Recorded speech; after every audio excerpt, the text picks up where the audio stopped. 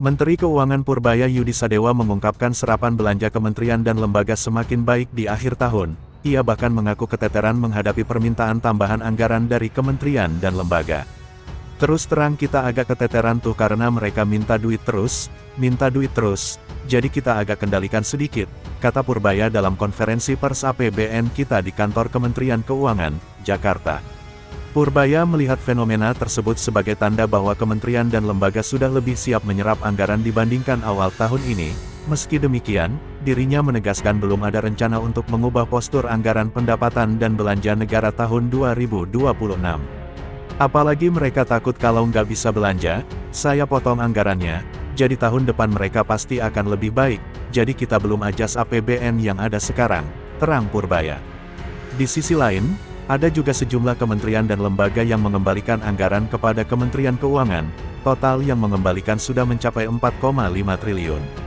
Terlepas dari itu, Purbaya tetap optimis perekonomian Indonesia bisa tumbuh sesuai rencana yakni 5,2% sepanjang tahun 2025, bahkan pada tahun depan IAPD pertumbuhan ekonomi bisa menyentuh level 6%, meskipun asumsi pemerintah dalam APBN 2026 di angka 5,4%.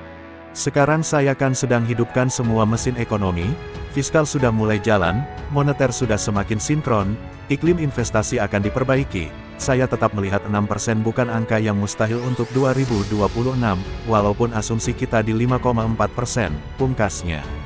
Purbaya mengungkapkan posisi anggaran pendapatan dan belanja negara sampai tanggal 30 November tahun 2025 mengalami defisit 560,3 triliun, realisasi itu setara dengan 2,35% terhadap produk domestik bruto.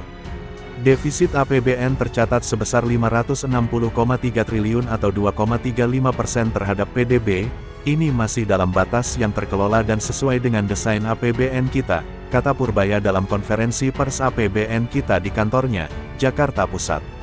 Defisit APBN itu berarti pendapatan negara lebih kecil dibanding jumlah pengeluaran atau belanja negara.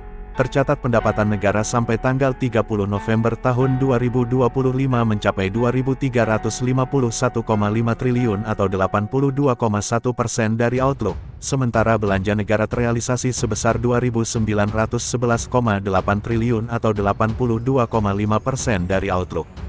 Lebih rinci diketahui, pendapatan negara yang terkumpul 2.351,5 triliun berasal dari penerimaan pajak, kepabeanan dan cukai, serta penerimaan negara bukan pajak yang mencapai 444,9 triliun.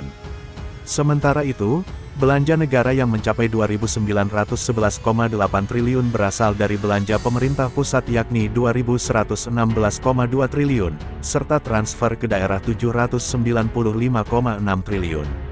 Ini mencerminkan belanja pemerintah yang terus diarahkan untuk menjaga momentum pertumbuhan ekonomi dan mendukung program prioritas, ucap Purbaya.